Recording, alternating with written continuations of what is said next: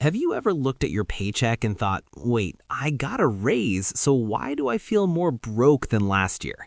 Here's the scary part. You might be earning more on paper and still quietly losing money in real life without anyone stealing it in an obvious way. Today, I'm going to break down exactly why your paycheck feels smaller every year, what's actually happening behind the scenes, and a few moves that can help you keep more of what you earn. Number 1, the paycheck illusion. You're paid in dollars, but you live in prices. Let's start with the simplest reason: inflation. Inflation means the cost of goods and services rises over time. The problem is that your paycheck is measured in dollars, but your lifestyle is measured in what those dollars can buy.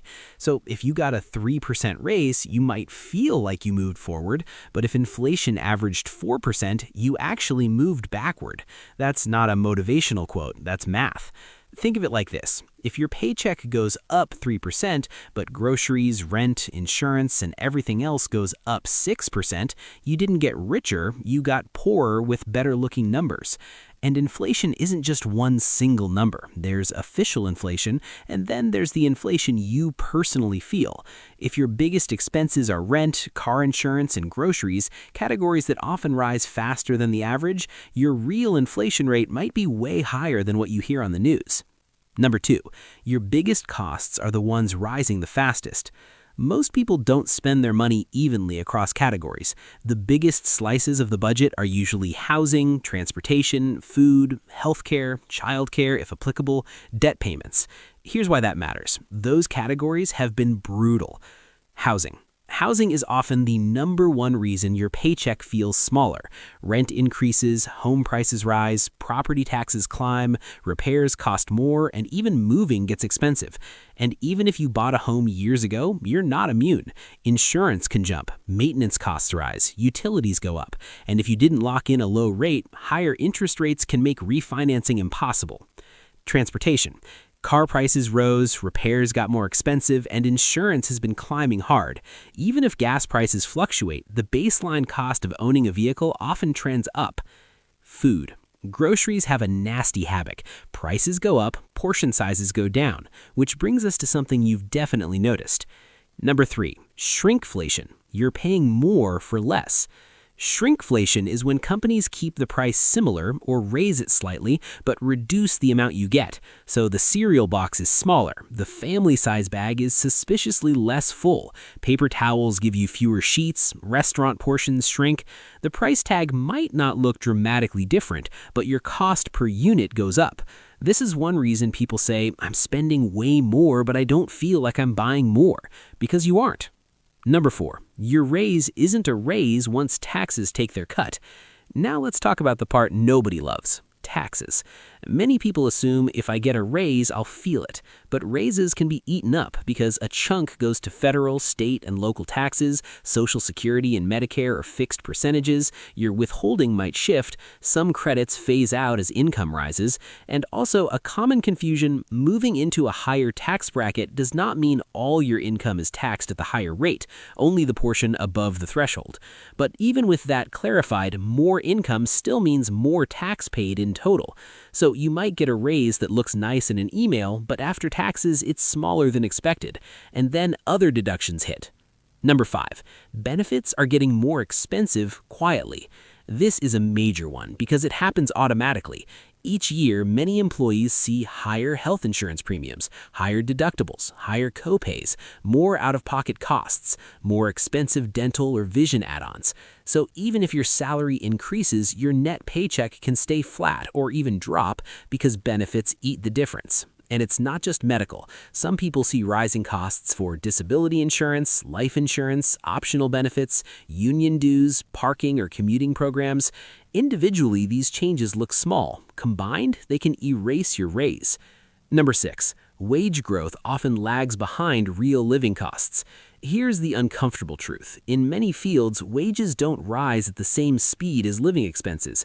Companies may give standard annual raises of 2 to 4% because it's tradition, not because it matches reality. In high inflation years, that becomes a pay cut. Meanwhile, the costs you can't easily avoid, housing, insurance, healthcare, they don't care what your employer's raise policy is. This is why job switching has become one of the only reliable ways for many people to get meaningful jumps in pay, because internal raises are designed to keep you just comfortable enough to stay, not necessarily to get ahead. Number 8, debt makes your paycheck feel pre-spent. Debt is another reason your paycheck doesn't feel like yours. Minimum payments lock in a fixed monthly drain. Credit cards, student loans, car payments, personal loans, buy now, pay later plans. When interest rates rise, borrowing becomes more expensive. Credit card APRs can climb into painful territory, turning balances into long-term paycheck traps. And even if your debt payments don't rise, your paycheck still feels smaller because a bigger share of it is committed before you even start the month. It's hard to feel progress when the first chunk of your income already belongs to yesterday's purchases. Number 9, subscription creep is real, and it's designed to be invisible. Another modern paycheck leak is subscription creep. A few dollars here, 12 there, a couple of free trials that quietly convert, and suddenly you're paying for streaming services, music apps, cloud storage, premium versions of apps, delivery memberships, fitness platforms, gaming passes, newsletter subscriptions. The issue isn't that any one subscription is outrageous. The issue is that they're automatic, recurring, and easy to forget. Companies love subscriptions because they turn one-time spending decisions into permanent monthly deductions. It's the same psychology as taxes and benefits. If you don't actively cancel, it continues. Number 10, lifestyle creep makes it normal. Now let's talk about the one that stings because it's partly under our control. Lifestyle creep. Lifestyle creep is when your spending rises as your income rises. You get a raise, so you upgrade the apartment, you upgrade the car, you eat out more. You justify small daily conveniences because you work hard. And you do work hard. That's the trap. Lifestyle creep doesn't feel irresponsible, it feels deserved. But the math is ruthless. If your spending grows at the same speed as your income, you'll never feel richer. You'll just feel like you're running harder to stay in the same place. Number 10, fees and convenience costs are everywhere now.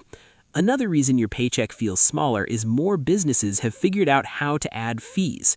Delivery fees, service fees, processing fees, resort fees, ticketing fees, app small order fees, tips pushed into more transactions, suggested gratuity on counter service. You're not imagining it. The price you see is often not the price you pay. These costs hit hardest when you're tired, busy, or stressed because convenience becomes the default, and convenience is expensive. Number 11, the emotional side. Uncertainty makes money feel tighter. Even if your spreadsheet says you're fine, the world can make your paycheck feel smaller. When people feel uncertain about layoffs, rent increases, health costs, or the economy, they tend to experience money as scarcer. You might save more just in case. You might worry more. You might feel guilt spending on anything fun. So even if your income stayed the same, the psychological weight can make it feel like you have less. So what can you do? Practical moves that actually help? Step 1. Calculate your real raise. Take your salary increase and subtract inflation, your personal inflation, not just the headline, benefit premium increases, any new recurring expenses. If the result is close to zero or negative, you didn't get a raise. You got a cost of living adjustment that didn't keep up. Knowing this changes how you negotiate and plan.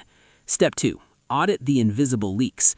Once every 3 months, scan your bank and card statements for subscriptions you don't use, fees you can avoid, insurance increases, automatic renewals. Even finding $40 to $100 a month can be the difference between feeling trapped and feeling in control. Step 3. Attack high-interest debt first. If you're carrying credit card debt, it's one of the fastest ways your paycheck gets silently smaller each year. Even small extra payments can break the cycle. The goal isn't perfection, it's momentum. Step 4. Negotiate pay like inflation is real, because it is. When you ask for a raise, don't frame it as "I'd like more." Frame it as value plus reality. Your performance and results, market rates for your role, cost of living increases, expanded responsibilities. And if your workplace can't adjust, don't just work harder for the same outcome. Consider job switching or internal transfers. In many industries, that's where real raises live. Step 5. Build a buffer that buys peace. An emergency fund doesn't just protect you financially, it protects you emotionally. Even a small buffer reduces the feeling that every paycheck has to be perfect, and it stops random expenses from turning